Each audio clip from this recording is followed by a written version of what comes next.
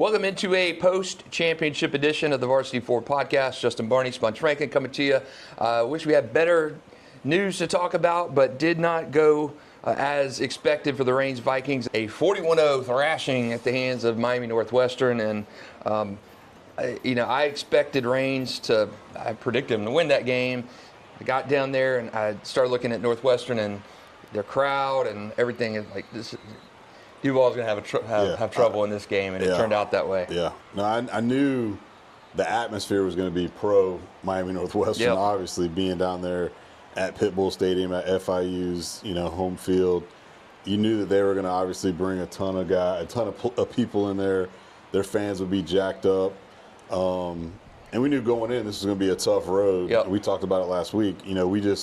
I think we had our blind optimism on of we're going Duval all the way, and that's how it should be. But what happened was exactly what I thought could happen, and especially if Reigns didn't come to play. And I said last week that if they're going to want to win, their defense is going to have to do something, and they couldn't stop Miami Northwestern to save their lives. Yeah, and it was the theme of the state championships this year It always is. I wrote in my story on Saturday night that South Florida's dominance is reigns supreme again, and of course Northwestern won the 3A title. Chaminade won in 1A. Plantation American Heritage won in 4A, and Aquinas won in 5A. Palm Beach County School, West Boca Raton, won in Class 6A. So it was a pretty dominant performance by the teams from South Florida, not just at Reigns' expense, but we're back to the old. Everybody's in the same system again, not suburban metro, and South Florida football is just where it's at. That's just no denying that. It's nothing's changed. It's the same song, and like those teams you just named are the teams that are basically either in the state championship game every year or winning. St. Thomas Aquinas, American Heritage Plantation, Chaminade Madonna, and then one of the Miami. It's either Northwestern, Central, Norland. The only team that really didn't get in there this year who got beat early was Columbus. And they're always in there. They champ last year. Exactly. So, it's just they dominate. They just dominate. And it was to get beat as bad as Reigns did. That's the hard pill to swallow. It's like you want it to be a competitive game. You want it to be a 4-quarter game. They had their shots early, and they kind of weathered the storm because I literally was like, man, this thing's about to get ugly quick. Right. And when they didn't score, when they got down there inside the basically the 1-yard line, I knew they were in trouble. Yeah, TJ Cole. And then boom, that gets up to a 14-0 game, where realistically it could have been like a 14-14 game at halftime. Right. And then you're talking about a whole other game. It was, to me, it started bad on the first drive. Yeah. Reigns had a fake punt that went for 25 yards, first down, flags come in, offsetting flags. So that nullified a Reigns first down or fourth down conversion, a great play. Miami Northwestern punted, but ended up scoring on the following drive. Reigns had a great drive after it stopped Northwestern. Northwestern had 4th and goal at like the 2. They did a pitch out. It was over the running back's head. Loss of yards. Reigns took it over. Timothy Cole drives them 93 yards down the field, and you can't get the final 6 inches. And I thought he got in on the second play. He had a run on 3rd and goal from like the 3 that went down to the 1. Looked like he got in on the 4th down run, which he was stopped on. So, very disappointing game for Reigns. And right after that, Northwestern goes down the field and scores right before half, where they had really, Adrian Walker was wide open. He slipped and got hurt on the play, but had that ball had a little bit more mustard on it. He would have caught it, and had he stayed up, he would have been in the end zone. Exactly. They scored right after that play to make it 14-0 going into half, and just things kind of snowballed from there. Third quarter, Northwestern really piled it on, and I mean they wanted to send a statement, and they did. They looked as good as advertised in that game. And again, we were talking about Reigns' defense having to be the part of the team that stepped up to make the big time stops, to get after Strouder, to give him make that front four, make him uncomfortable, try to control their run game because you knew their receivers were really, really good. And they didn't do that. And on the flip side, Northwestern's defense has been unbelievable in Yeah. the playoffs. Shutout after shutout. 5 games, Yeah. 12 points. Yeah, so, they were the side of the Yep. ball that really stepped up big, on top of, obviously, those guys making plays on offense. It was just, complete, they played a complete game. They've been playing complete games. Teddy Bridgewater was feeling good. I know I've read some of the comments after the games, how he was just like, Rain's defense had no chance. We knew exactly what they wanted to do. They were in this, we were going to do that. When they did this, we were going to, and they basically said that they could have did whatever they wanted, they felt. And then on the flip side, they got after TJ Cole, kind of harassed him, made him uncomfortable all night. He did break a few runs to keep drives going on that, like that one drive that he had right there, in the second quarter. But other than that, they couldn't do anything. Couldn't do anything. And I thought a bright spot for Reigns was the defensive line. I thought they played well against the run game. Giant Simon had a big sack. I thought Jatarius Brown had another good game. I saw him play in week 1 against Bowles. Yeah. And he has been, between King Massey, Jatarius Brown, Giant Simon, those guys are really, really good. And I thought they played very well in the run game.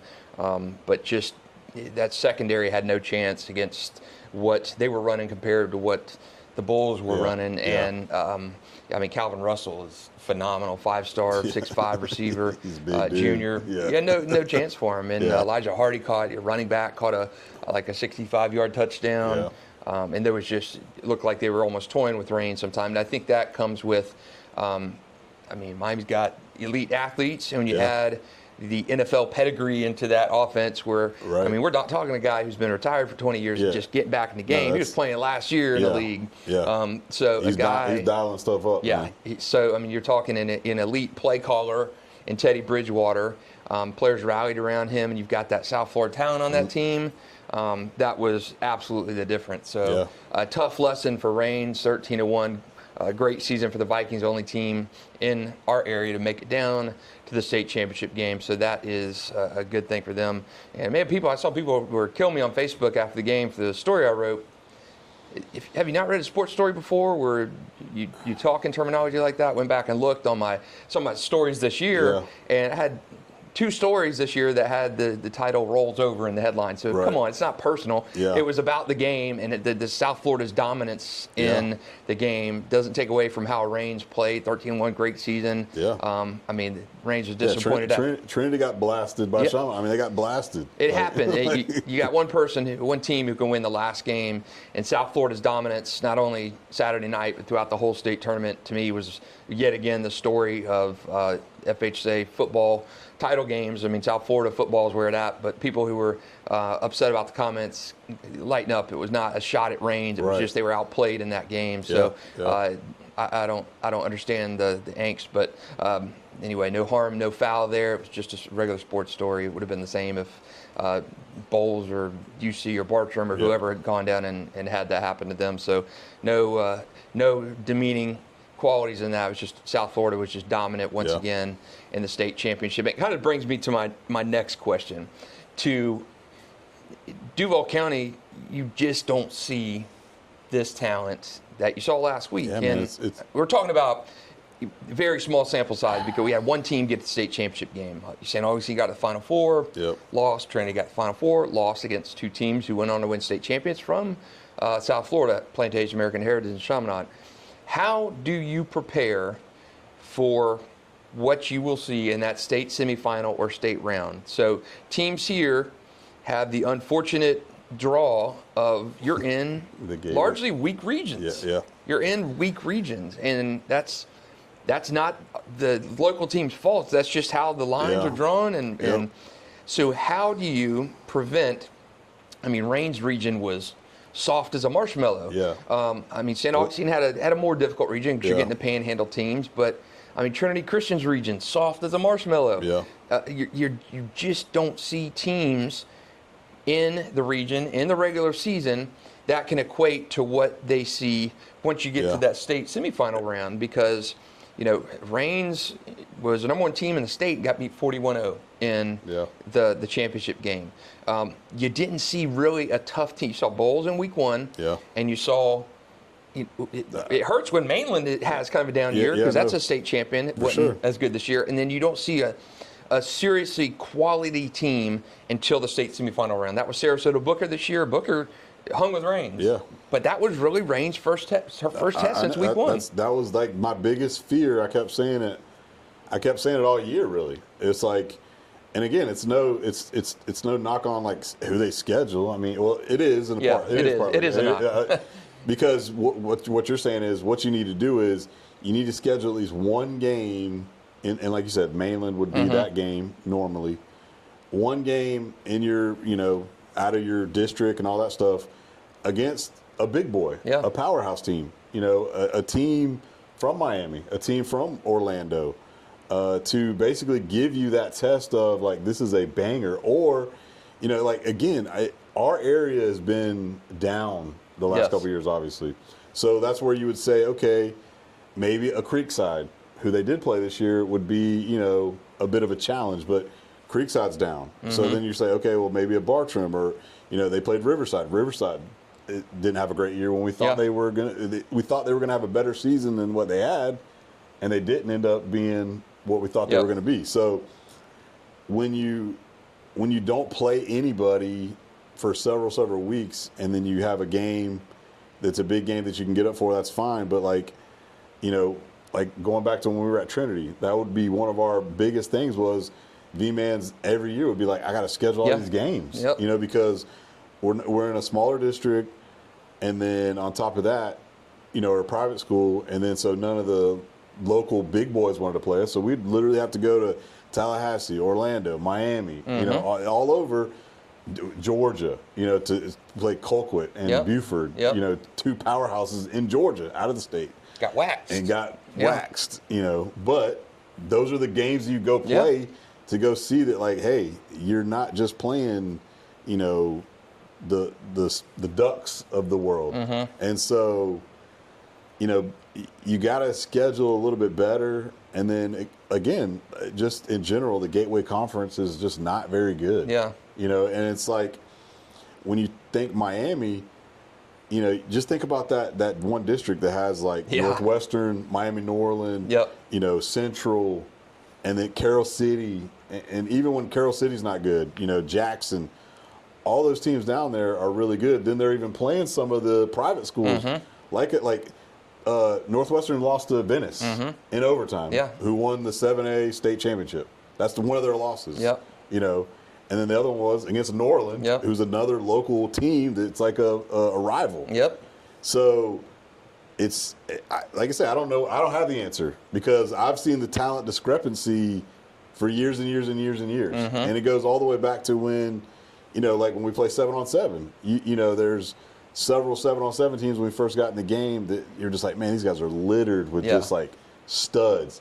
And then we got our, one team up here in Jacksonville, like we're picking guys here and there. And I mean, when we first started, we had South Georgia guys, we had some Tallahassee guys, but it got so spread out because there was more teams that, you you some of your studs to Birch's team or whatever. And, but there's so many more great players down there. It's wild. And people just, I don't know if people just don't understand that or what, but like, there's just as good of players at Northwestern as there is at the other schools. It might come down to coaching then.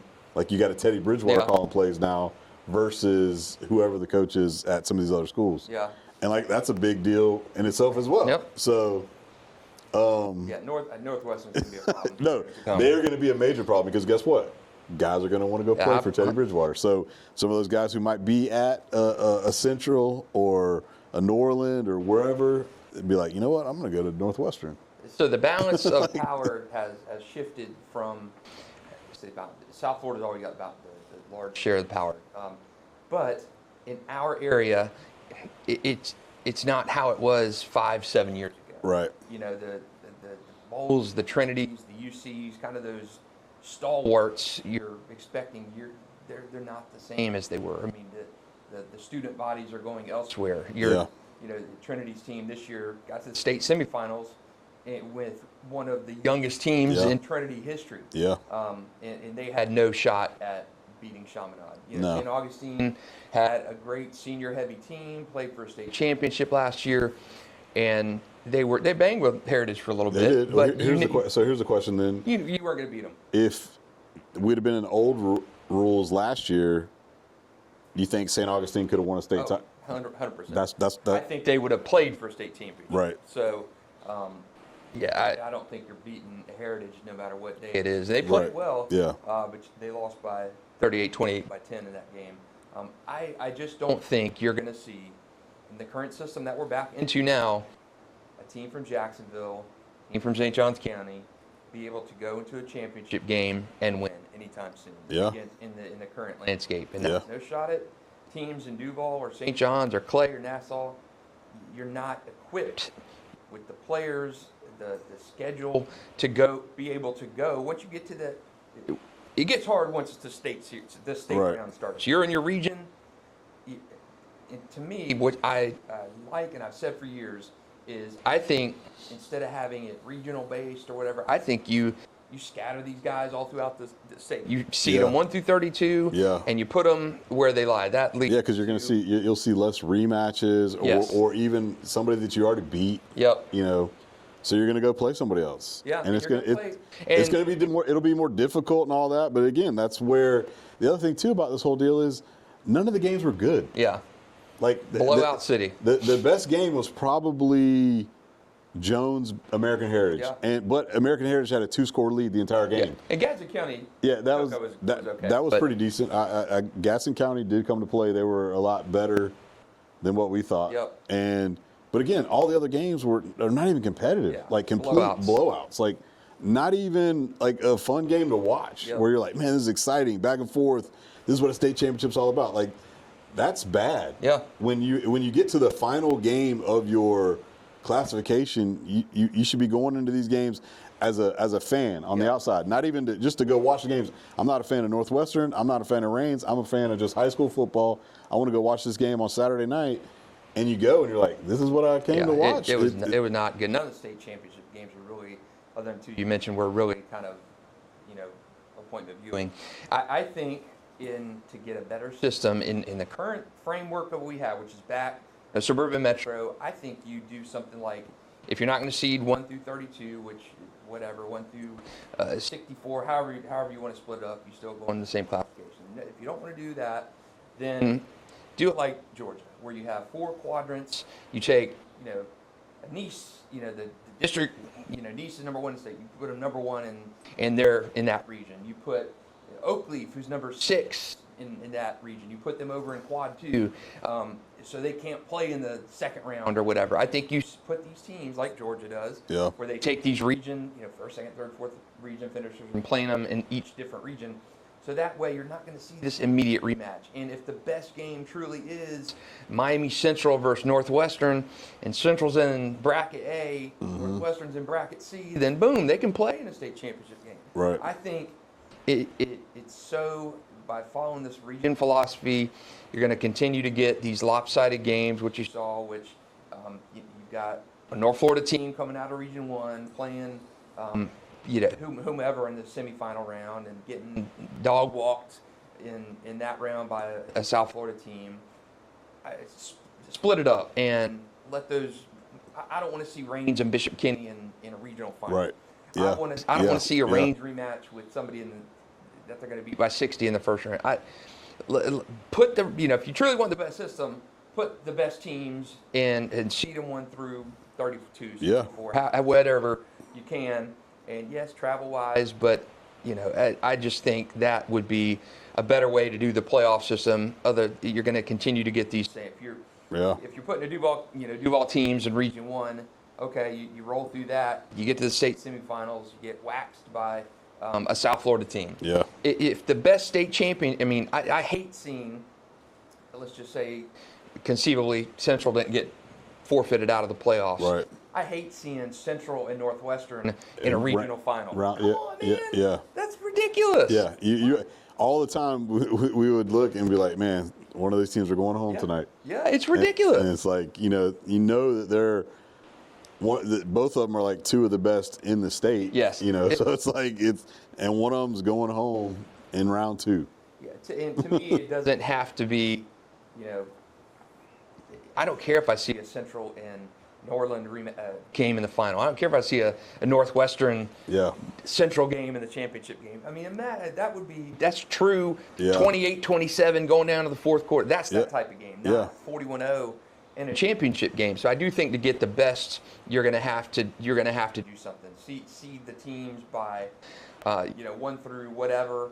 Put them in different quads. Put the however the breakdown may be. Put the 8 teams in one region, 8 teams in the other. 8. Do it like Georgia does it, and break the teams apart in the regions and put them in. So are they going to do that open division thing? It's talked about. It's not formalized or anything yet, but that would help a little bit, obviously, because you're going to take the 8 best teams or whatever it is, right? And then that then softens the pool of like, well, this team's probably going to win. Like, if Northwestern's going to win that, they're out. So, but Nice would have been the number 1 team this year in the 18. Yeah, I know. So I know. Yeah, because I don't understand how that works. But yeah, I do think from a scheduling perspective, I mean, gateway teams are really kind of pinched because they have to hit the quota of gateway games. And I was having this conversation with somebody online the other day about you're already in a district. Yeah. And let's just say Range is in a district. They redistrict things. They're in a district with Jackson, Ribault, and West Nassau. I mean, let's just say that happens. Okay, so you're gonna crush those 3 teams. All right, so those are 3 games already. Yep. Then you've got to play 4 gateway games. All right, 4 more gateway games. So that's 7 games on your schedule. So that gives you a chance to put a Mainland, a Creekside, or somebody on there. And they've been playing Trinity. Like Trinity and Rains have been playing, for the last decade in a sense. We play it pretty much every year, which is a good game. So you just got Trinity on a down year, young year. So like that didn't really help you get ready. Yeah, and Mainland again, state champ last year, but went through a coaching transition and stuff. So Mainland wasn't the Mainland. Like Bowls week 1, that's a good game, but like that's week 1. That is so far away. Like things have changed so much in the season to where to try to prepare you for, and heck, Bowls is nowhere on the level of a Northwestern. Yeah. So it's like that didn't really get you ready for that. Like Northwestern would have beat all of our teams up here. Handily, running clocked them handily. So, but it's same thing in St. Johns County. The coaches there, and they like the school district likes for those teams to play. There's good competition there, good gates. But is St. Augustine playing a Bartram Trail? Augustine playing a Creekside, Bartram playing a Tucoy Creek, is that going to really prepare you for what you're going to see? And it's not. And it helps create these natural rivalries. But on the flip side of that, it doesn't really test you for what you're going to see once you get past the 3rd round of the playoffs. I mean, St. Augustine had some tough games. You got Choctaw and those guys, Panhandle team. That's kind of an anomaly. Largely you're seeing like the rain situation.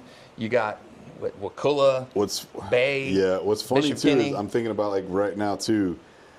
We talk about the teams that are like they're like always there, and there was a team that actually made the state championship this year they're like the quintessential like they're gonna get this far and then their run is over. Kissimmee Osceola. Oh yeah. Okay, they were always, going back to when I was in high school, they were always one of the big time powers in the state. And they've been really good over the last two They had an decades. excellent running back years ago, Willie Green. Remember went him? went to the Florida Gators and tore both of his knees up and never turned out to be good for the Gators. He was a man. He was a hell of a player. Willie G was a good. I was down at Florida. We were together at Florida. But yeah, Kissimmee Osceola, for one, they were a heavy run team, so they really couldn't throw the ball. Kind of like Ed White back in the day. How Ed White would be like grinding everybody up, running all over everybody. But then as soon as they got to a big-time game, they weren't able to throw the football. They ended up getting beat. That's kind of Kissimmee Osceola's mantra of their game, and they usually get to about the second, third.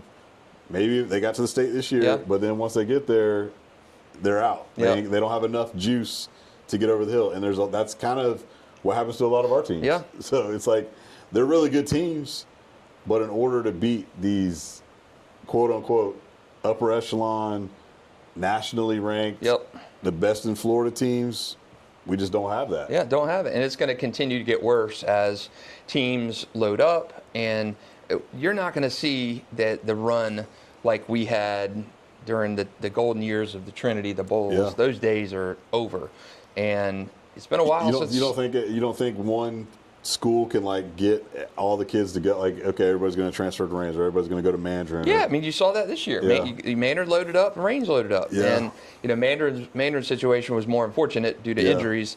But Range loaded up, and Range was there banging So it would have been, Mandarin would have had to play American Heritage? Mandarin would have had to play, they're in 6A, so they would have had to play, and who was in 6A? St. Thomas was in... Thomas 5A? No, that was the West Boca? West Boca. So Mandarin, was that West Boca. Was that the game that I'm talking about? Did they beat Kissimmee Osceola? Maybe so. So somebody beat Lake Mary. That was Venice. Venice beat Lake Mary. That's the highest classification. Yeah, so Mandarin was in 6A. Okay, so they would have played that West Boca team. So that would have been, I mean, again, Mandarin loaded up, and you stayed fully healthy. That would have been like, I don't even know. I've never heard of West Boca until this year. I mean, they kind of dominated their schedule and beat everybody. A Palm Beach team. So that would have been Mandarin's final opponent. And I do think Mandarin would have gotten there had they not lost Tramel Jones. I mean, Mandarin had a really good team, but that's an aberration. I mean, Mandarin, they built to get to this point and played in a state title last year. Yeah, because here's the thing. All those guys are gone now. Yeah. So that's a whole rebuild in a sense. When you talk about, reloading and rebuilding and all that, like when you lose, a 5-star receiver, Elite 11 quarterback, your 5-star safety. Exactly. Yeah. Some other key cogs on your line, your running back, linebacker, whatever. That's a full, like, you're not the same team anymore. Yeah, you're not the same team. So, and, Range, too. I mean, Range is about to lose a ton of guys. Yes, TJ Cole's coming back, but he's losing some receivers. Yep. He's losing some of those D linemen. He's losing his 5-star offensive linemen. So that's a whole nother rebuild. You're not the same team that you're going to be. And so, like I say, the other thing about it is I don't even think there's these underclassmen that are like, oh, this guy's got to transfer here to go there. This was the year. This was the year. This class was loaded. I mean, Bryson Wright is elite. Asher Ghetto from Bowles is elite.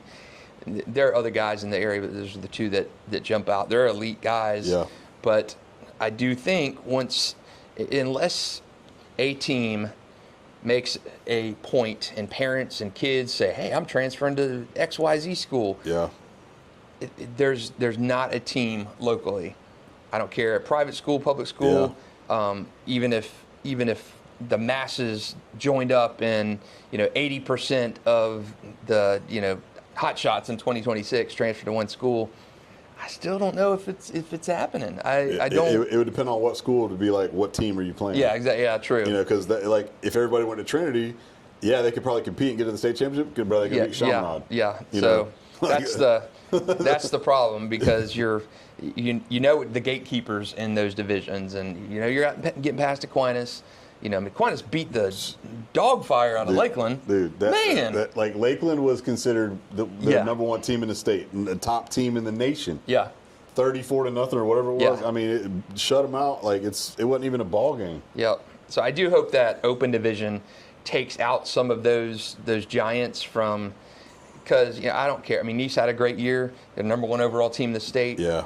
They would have gotten beat the same way by Aquinas or whomever in a game like that if they're in the open division. Yeah. There's no way for our local what class kids. Is Nice? Nice is 6A.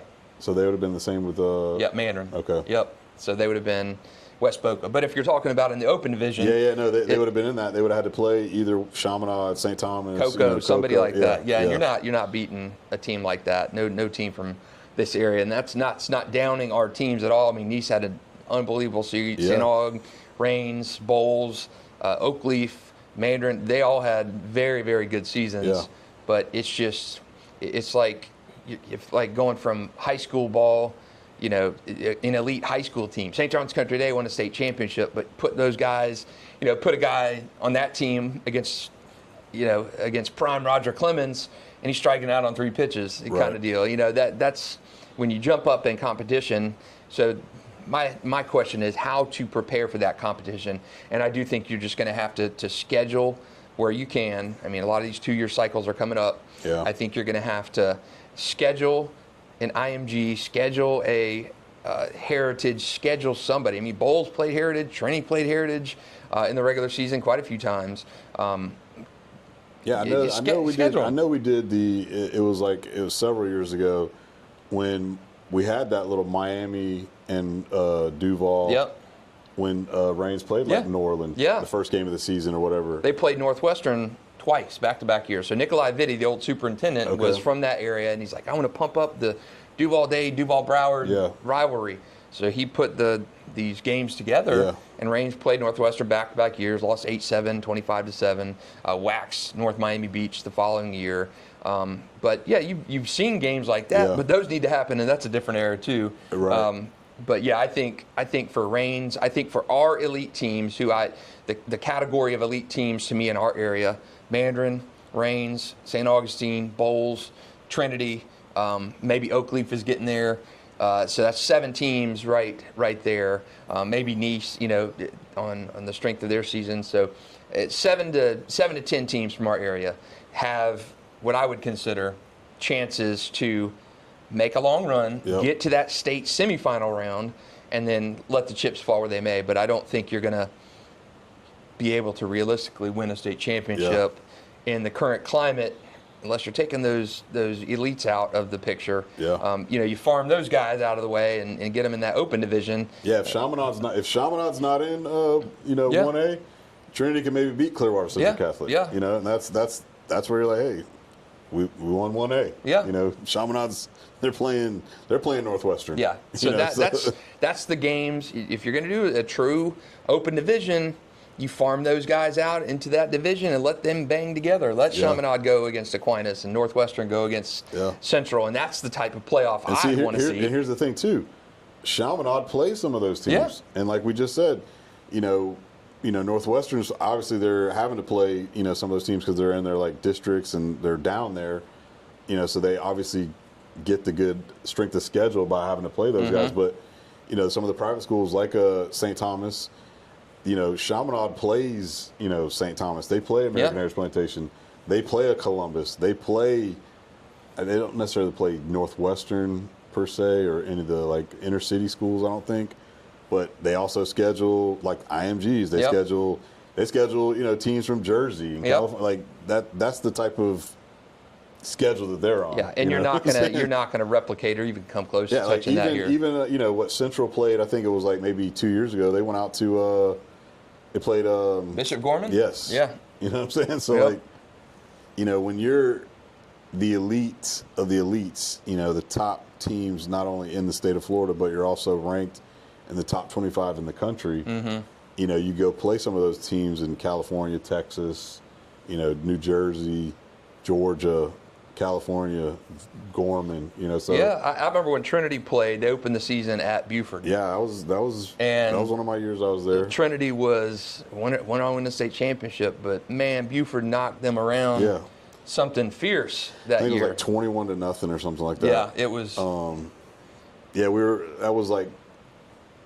We were still running Tolliver at Wildcat a little bit. Billy Cobb just kind of was taking the reins at quarterback. He wasn't fully ready to go, but that type of game, helped us. Exactly. You play that game. Like that team, like that was they had Isaac Nada at tight end, and he was he scored on a play action, post on Ben Edwards like the first drive of the game, and then they kind of just wore us out. Just ran it on us. But you look at Buford, the size of Buford, and I mean they were just elite. And Trinity was the best small school in the nation. This is the whole other thing too. Like the facilities up there. Have you ever been to Buford? Yeah. I've been by Buford. I've not been to it, but it was ridiculous. I'm like, this is unbelievable. Yeah. This is a high school.